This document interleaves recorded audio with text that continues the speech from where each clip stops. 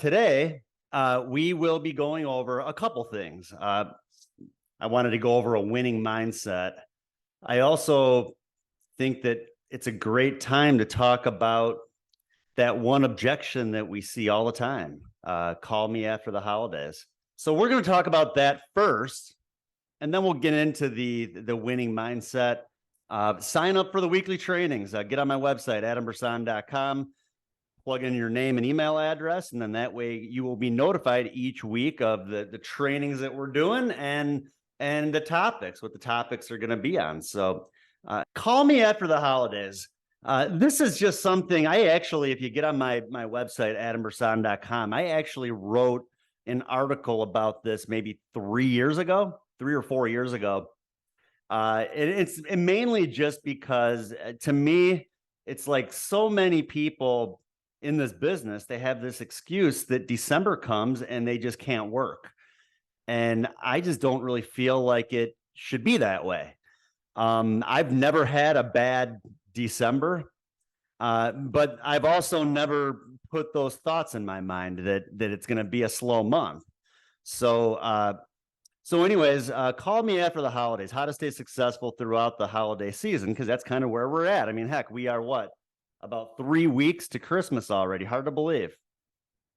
I think for the most part, this is a mindset issue. I think that if you think it's going to be a slow month, it probably is going to be a slow month. I mean, I think so much of this business is mindset. I mean, we can come up with so many different excuses why we can't be out working. I mean, heck, right now, I mean, it's by me today, maybe it's a little cold, but it's a really nice day. It's sunny out. I mean, I'm planning on going out and working some leads after our training.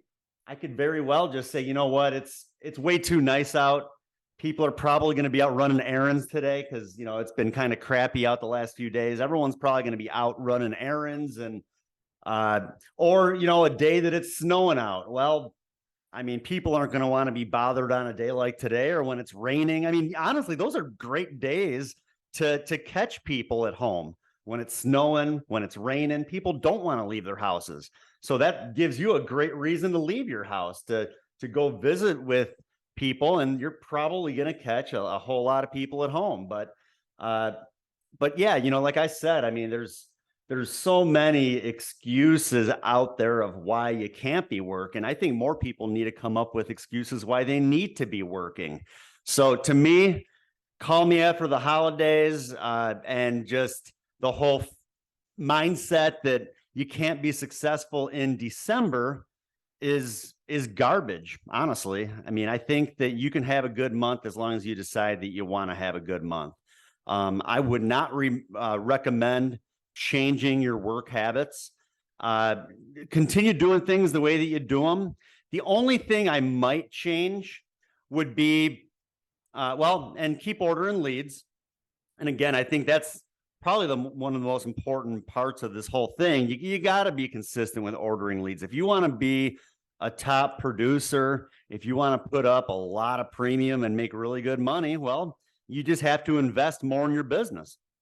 And with that, I mean, leads are nothing more than just a tax write-off. It's a business expense.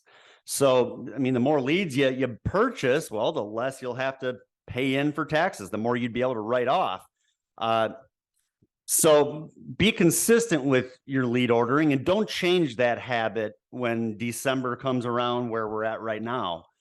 One thing you might want to change, I know I said don't change your work habits. Well, if you're somebody who likes to call and set up a lot of appointments, this might not be the best time to do that.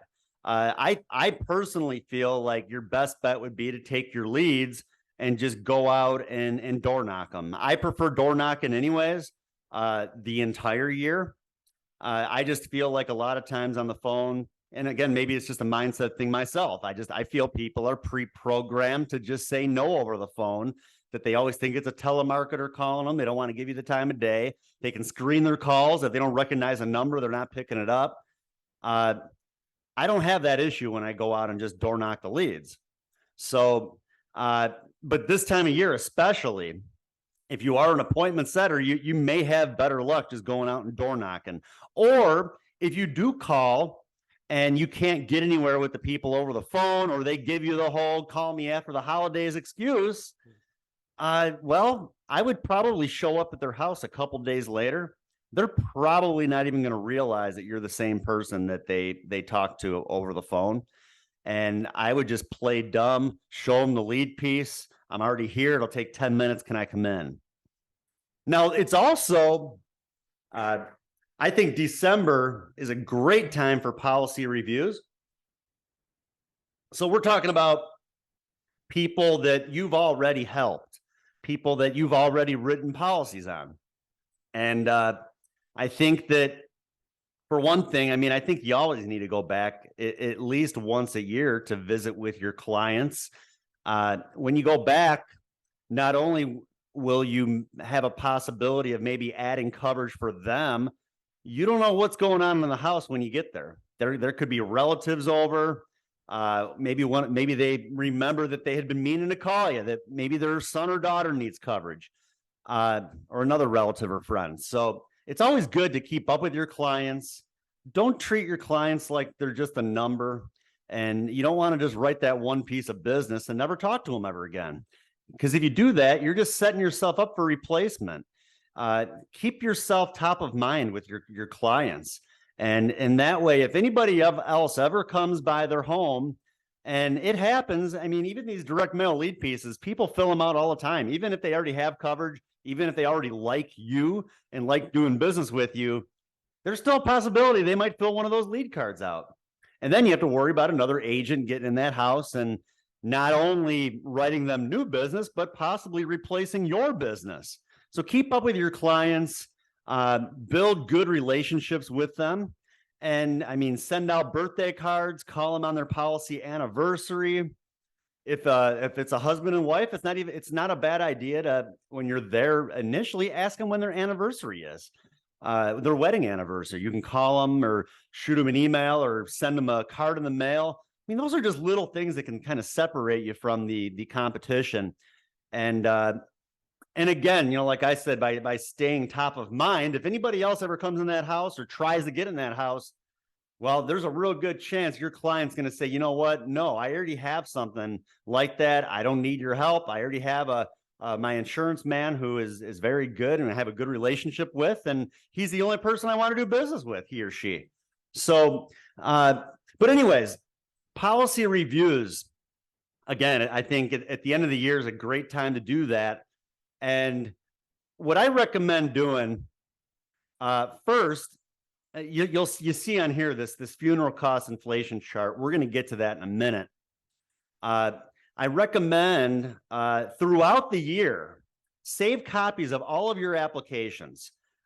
So when you write an app, I don't care if it's an e-app or a paper app, if you're scanning your applications or if you're taking pictures with your camera, something like this, it really doesn't matter how good the quality is, even if you're just taking pictures of the paper app and they're stored. But you want to have copies of all of that information. You want, and I think legally you're supposed to keep copies of your client's applications anyways, but keep copies of the applications. And I always save the file name. I might have a file folder that just says clients, and then I'll have a file folder for my client. Let's just say her name is Mary Jones. It'll just be a Jones, comma, Mary. And I'll create a folder so then that way every application I ever write on Mary Jones is going to be in that folder. And but anyways, what it does, it helps with just having all of the necessary information that you need when you want to go back to do a policy review. Their name, and here we go. See, because also I would recommend creating a spreadsheet with that information. Different fields that would be important: their name, their address, their phone number, their birthday, their beneficiaries, their policy anniversary date. I would also add on here the face amount of the policy and their monthly premium. I didn't put that on there, but that would also be important to have on there. So, and then again, that's good. And the reason I think it's good to keep record of these things yourself is that not every company out there will provide you with your policyholders' information. There are many that will, but there are a few that will not. So by keeping track of it yourself, well, it makes it a lot easier when you want to do policy reviews. You have your spreadsheet. You can sort that spreadsheet by city or by zip code. And then when you know you're going to be working in that area, you can always print out copies of those applications that you saved and treat those like leads. You have all the information right there. You can go out and you can door knock them. And then I would recommend, if doing policy reviews, if you don't have all of this information already, well, you're going to want to access your different carrier portals, those that do have the information available to you. And for those that don't, well, you're going to want to call those companies and you're going to want to ask for policyholder lists of your clients. And then from there, I would recommend creating that spreadsheet and then keeping it up to date from there. But like I mentioned, great time of year to do that. This time of year, I'm going to do that today. More than likely, I'll probably be working leads that I have, but then I'll catch up with my clients too and see what I can do to add additional coverage. And then, I mean, when you have all of the policyholders that you want to visit with that are all within that one area, well, then put a route together. Like I mentioned, I don't even recommend calling. Even your clients this time of year, they might even give you that excuse to call me after the holidays and we can work on it at the new year. If you just drop by, though, they're going to let you in. They've already let you in their house before. So put a route together and drop in on them. And then once you get there, real simple. And this funeral cost inflation chart, I meant to put the link on there. Just get on my website. I think at the end, I will have the link on here for my website, adambersan.com/training. And if you scroll down to the downloadable files, you're going to find this funeral cost inflation chart. And this is a very, very valuable tool. And I recently updated it with more up-to-date numbers. I couldn't put what today's inflation was on here, though, because the numbers were just staggering.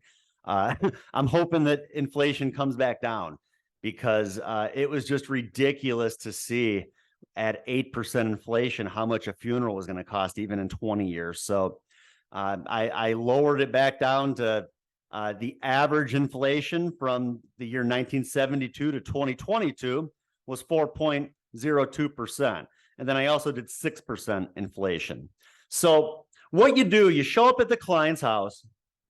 Hey, Mary, remember me, Adam? I was over about a year ago and I had helped you with your policy for the funeral, for your final expenses and burial. And I just wanted to come by. I just wanted to do a quick policy review. I just wanted to make sure everything is still set up the way that you wanted when it comes to the face amount, your beneficiaries. So then you sit down with the client. I would pull out the application, the initial application that you wrote. Like I said, print out copies of those, treat them as leads.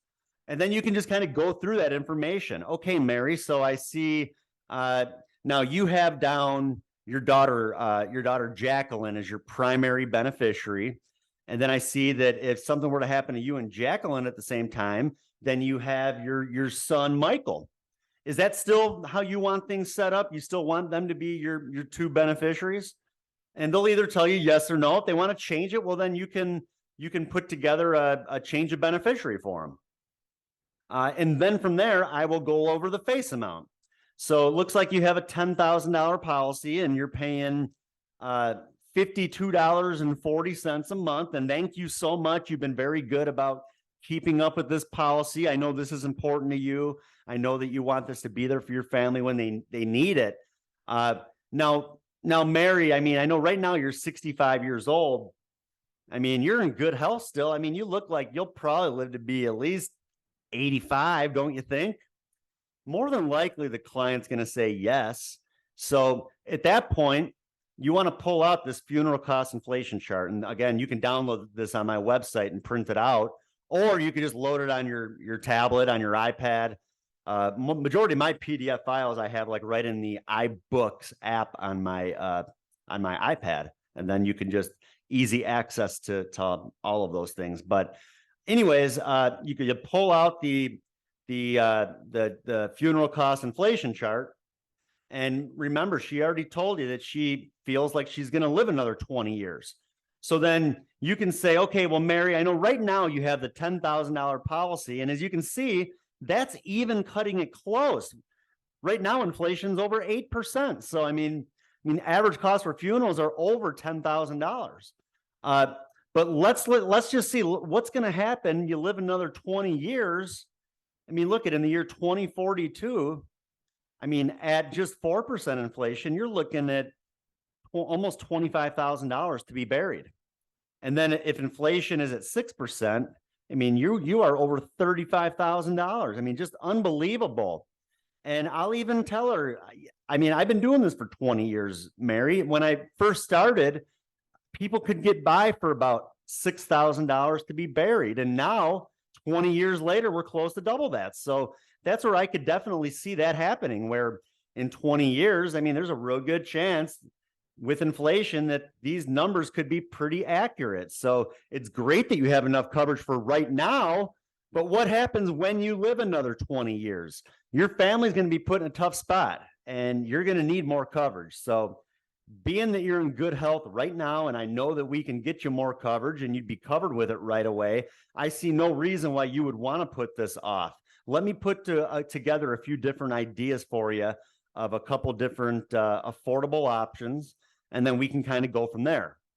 And I'll probably put together maybe like a $5,000 benefit, a $10,000, and then a $15,000.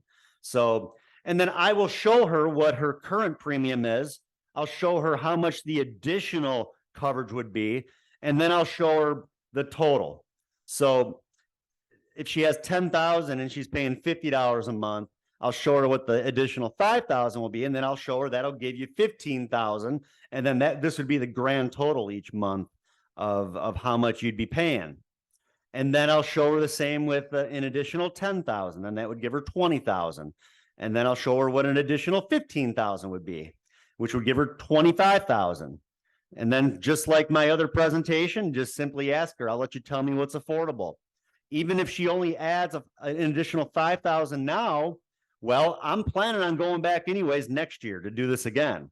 So keep up with your clients. You can always add additional coverage. Like I said, this is a great time of year to do that. And I hope that makes sense to you. But I think that the funeral chart, it definitely does come in handy. It's helped me. And I think sometimes when people can see things visually, it makes a little bit more sense to them than if you were to just talk about this without showing it to them. I mean, they could just think that you're making up numbers. But when you can just show something, it makes a little bit more sense to them. And I think they'll agree that it's important to add. And a lot of times, after people have been paying into something for a while, they do get a little bit more comfortable where they're used to fitting their current policy into their budget, where now they may be able to budget for an additional policy. So, so then let's talk about having a winning mindset. And again, I mean, I think that even what we talked about first with the excuse that it's not a good month to work in December. Well, like I said, that to me, that's not having a winning mindset. I'm really big into they call it the law of attraction, where they say that your thoughts compound, and the more you think about something, the more like thoughts come your way. And if you're thinking bad, or if you don't feel good about something, and you may be able to relate, if you don't feel good about something, it's like the more you think about it, the more like thoughts come your way, and it's like it just gets worse and worse.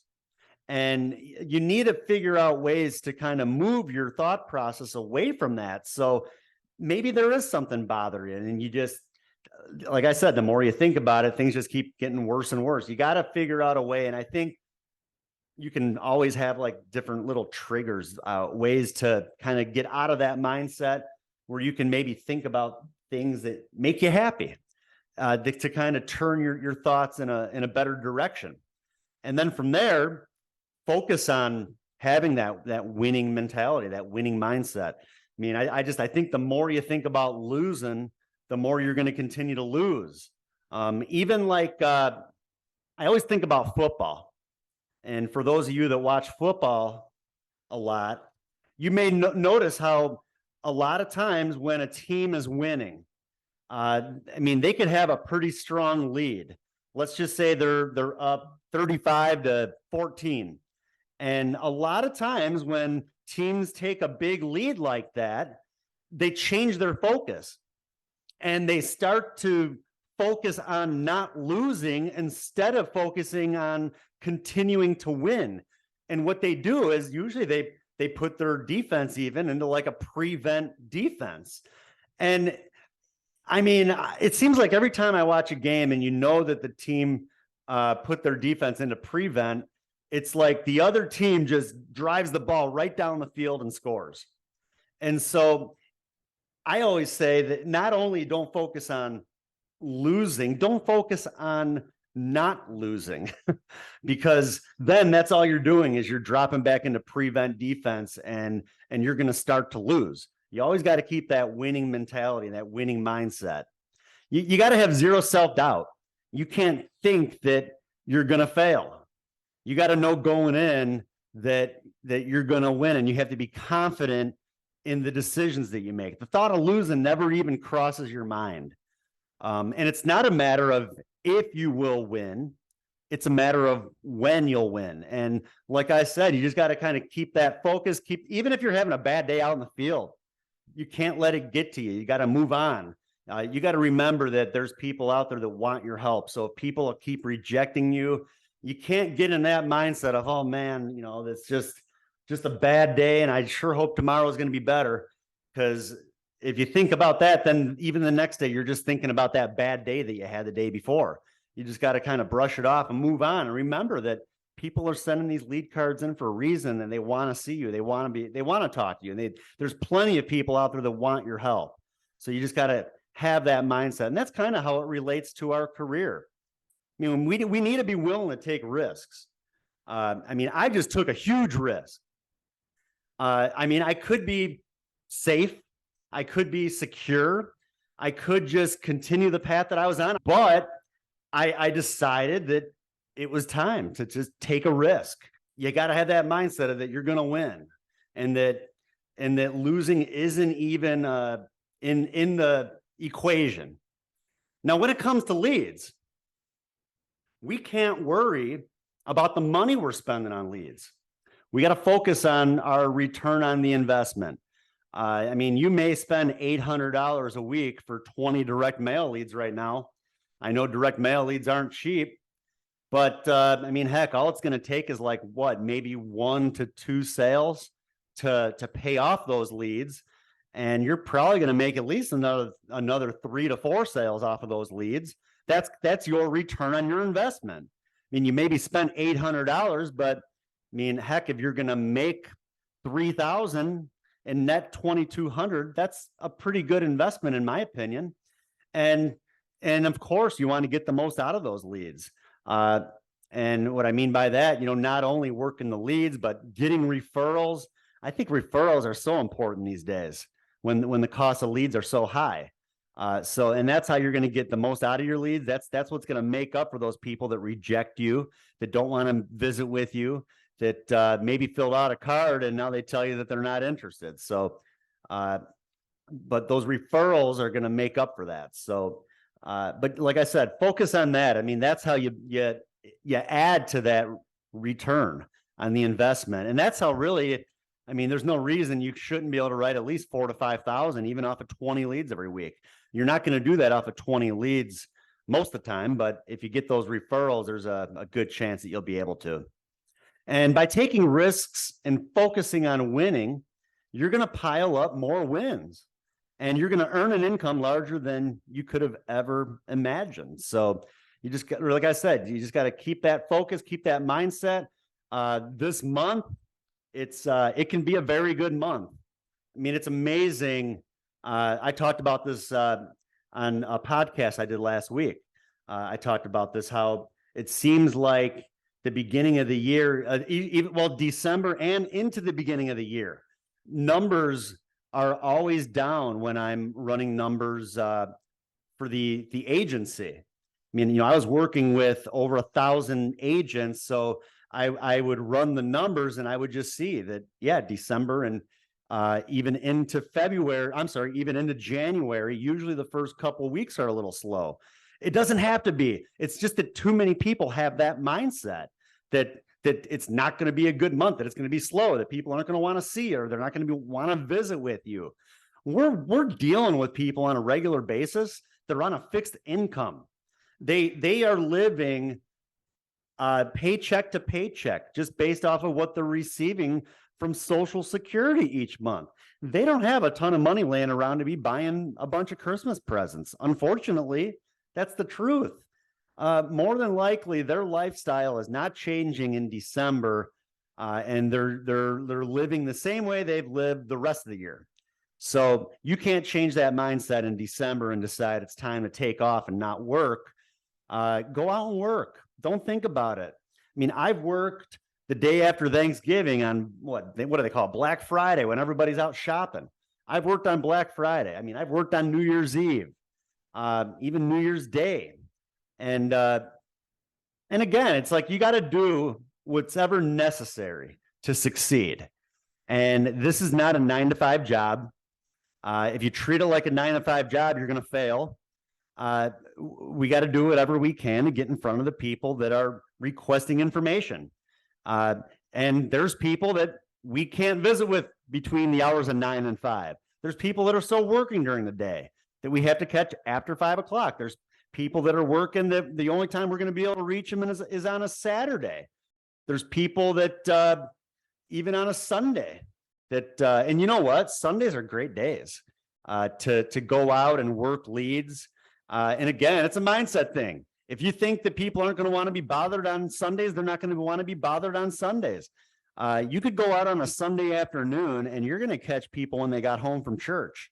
And not only are they going to be home, a lot of times they invite their relatives over. You can end up writing business on the whole family. So it's a mindset thing. You can get as much out of this or as little out of this as you desire. You're the one that has to make that decision. And a lot of this too, I think too many people, they fear failure. They focus way too much on losing again. They focus way too much on the what ifs. What if it doesn't work? What if we invested all this money and then it doesn't work? You can't think that way. You got to focus on the fact that it's going to work. You got to be confident that it's going to work, and it will work. It's a lead-driven business. All right. So like I mentioned, you got to get over the fact that you have to spend money on leads. It's just part of it. Leads is a good thing. Leads creates activity. And without leads, what are you going to do? You're just going to cold door knock? I mean, yeah, that you can write business that way too, but to me, time is money. And I would much rather invest money into leads of people who have already expressed information than cold door knocking, where I'm going to be spinning my wheels for 8 hours. And yeah, I'll probably make a sale or two. It's a lot more work, and I could make more than 1 or 2 sales if I'm focusing on just those people who have already expressed interest, which would be a lead. And again, we can't fear that we're going to fail on the leads. You got to go out there knowing that there's a reason people are sending these cards back. And you got to remember too, these lead vendors, well, they make their money from repeat customers. They're not making their money off of that person who orders one time and never orders again. They're making money off of the people that have like these recurring orders every single week. They're placing orders for direct mail leads or even other types of leads. That, I mean, not just direct mail. There's plenty of other lead types out there as well. But again, it's the repeat customers. That's how they make their money. Repeat customers, well, they wouldn't be a repeat customer if they went out that one time and didn't make any sales. People are making sales on the leads that they're working. And I talked about this too on the podcast I did the other day. I mean, people have called me so many times in the past looking for a new opportunity and complaining about the leads that they were working where they were currently working. And I just kind of have to break them down and tell them, look at, I mean, it's not a lead issue, because anywhere you go, leads are pretty much going to be the same. To me, it's more probably a training issue where maybe you didn't get proper training, maybe you didn't get proper support, and that's why you failed. But I mean, heck, come on over here and let's work together, and I'll take you out. We can even work those leads that you failed on, and I bet we can find some sales out of them.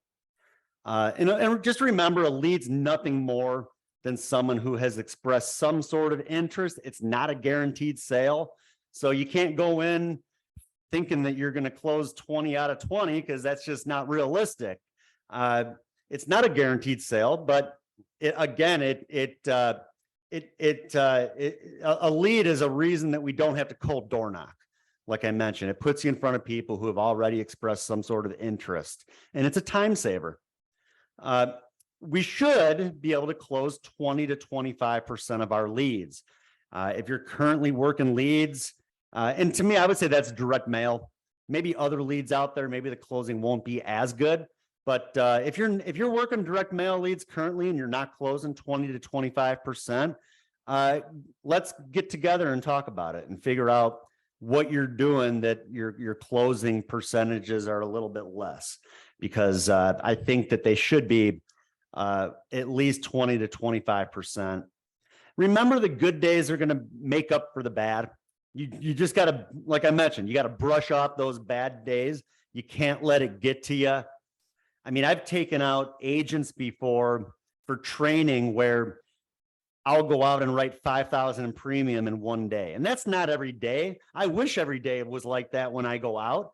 I mean, yeah, I've been doing it a while. I'm pretty good at selling and doing what I can to help people get covered. But I mean, I've had plenty of bad days. I've had days where I've worked 30 leads and hardly caught anybody at home. And the people I've caught at home are slamming the door in my face all day.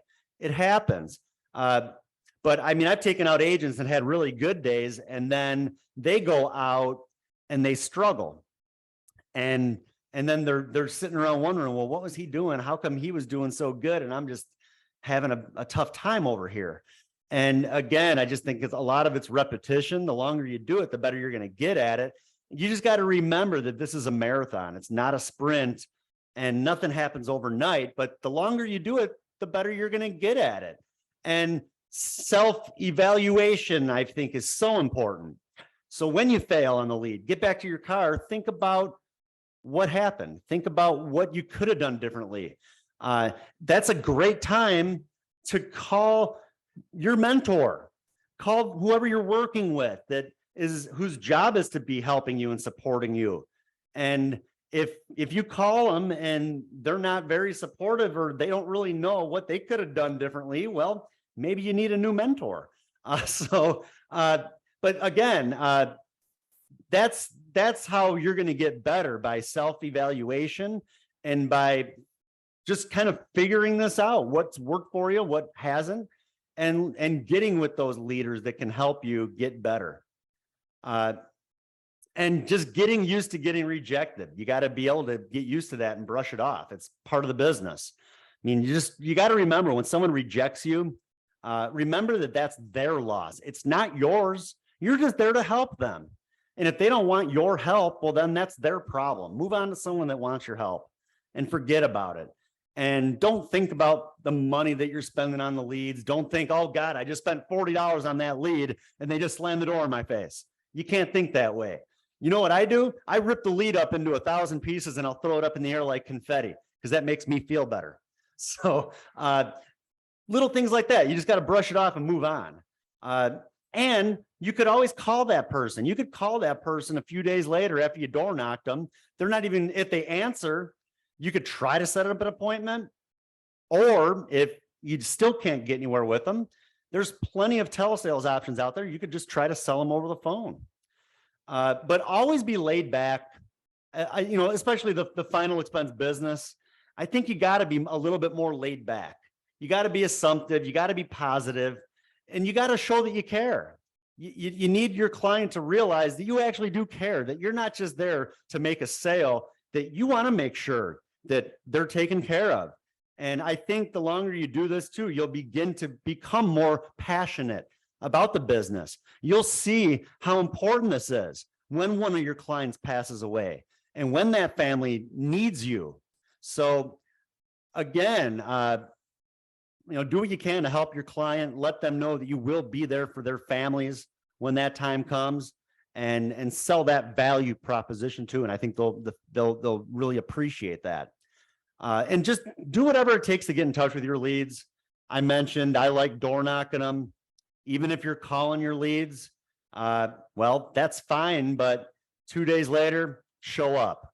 They're not going to realize that you're the same person that they rejected over the phone. More than likely, they thought that it was a telemarketer calling them, not wanting to give them the time of day. So go out there, door knock the lead. Don't say that you just called them a couple days ago and they hung up on you or anything like that. Treat it like a new lead, play dumb.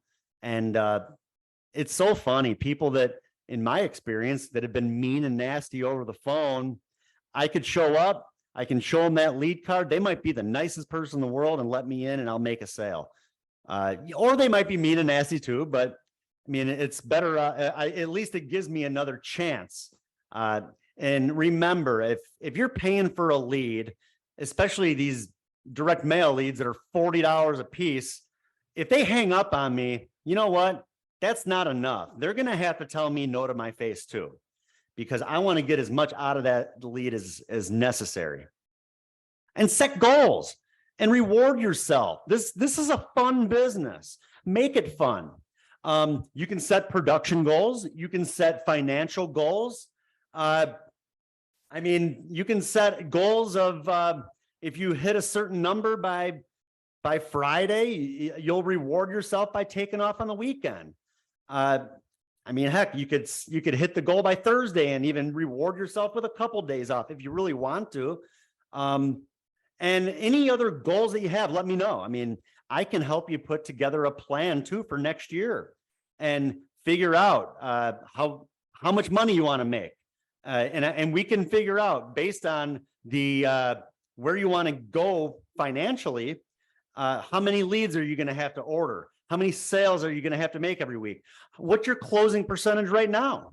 And then from there, we can determine what it's going to take to make the kind of money you want to earn. And I mean, we can make it realistic. We really can. So, yeah, John, did you have a question? Adam. Hey, John, how you doing? I'm doing good. It's good to see you. Good to hear from you. But do you leave, if people not home, do you leave a sticker on the door?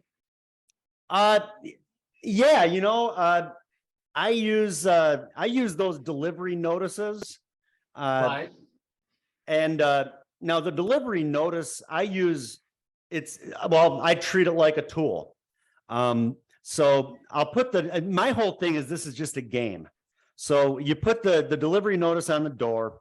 Well, I'm not going to put my full name, because if I put my full name, it's real easy for them to Google me and they can see that I'm in the insurance business. Then they're going to know it's about insurance. They might not call me back. They might not answer the door the next time I try back, because now they know who I am. I'm going to put on that delivery notice, I'm going to put their name, I'm going to put their my phone number, and then I'm just going to put my first name. And then that's what I do. Yeah. Yeah, I know there's a spot for first attempt, second attempt, and third attempt. Now, when they call back, I usually don't answer. I will usually, I'll match the phone number up to the number that's on the lead card. And then if I'm still in the area, well, then I'm going to turn around and I'm going to go right back over there, because now I know they're home. If I'm no longer in the area, well, I'm going to make a note of what time they called. And now I know that they're probably usually home that time of day. And I'll swing by maybe even the next day. Like, let's say they called me at 6:30 at night and I was already out of that area. Well, then I'm going to make a note the next day. I'm going to try at 6:30 at night. I'm going to drop by their house. There's a good chance that they're going to be home that time, because I know the day before, that's when they took the notice out the door. So I'm just much more confident because again, I mean, if you answer the phone, they might tell you, no, never mind. They might be mad that you left something on their door. They might just tell you not to come back. Well, I want to come back. And again, if I go back the next day and maybe they were peeking through the window the first time I was there. And when I left that delivery notice, well, now they're not going to answer the door the next time I come back. So that's why I do it that way. Like I said, to me, this is just a game. I want to keep them guessing. And I don't want them to know why I'm showing up, because there is a chance that they're peeking through the window or peeking out the window and just not coming to the door. So, but anyways, that's how I do it. It's always worked well for me. I try to make the phone like an absolute last resort. If I have to call them, I will, but I prefer not to. So, but yeah, additional training too. Check out my website and also check out my YouTube, youtube.com/c/Adam Bersan. And again, a lot of good content on there. If you get on my Facebook too, I would recommend to check out the link to the podcast that I did last week. I don't have the link on there. It's not on my YouTube channel. It's on another person's YouTube channel, Chris Smith, who I'm doing the podcast with. So, but I would recommend checking that out too. Every Thursday we're doing the podcast, and it's usually loaded by like early Thursday afternoon. And it's called the Double Play Podcast, where we're talking about business, insurance, and baseball and sports, and even maybe how things that happen in sports can even relate to what we do every day. So so that's the podcast. Feel free to check that out too. And yeah, thanks again for coming on. Like I said, I'm still planning on doing this every week, and I think that it's going to get good and even better. And send me over some inquiries if you have any suggestions for future trainings. I mean, the more that you can provide to me, the better variety that we will have on these trainings every week. So thanks again. Appreciate all of you, and spread the word, and looking forward to growing and having more and more people on here each week. So thanks again, and good luck out there this week. Thanks.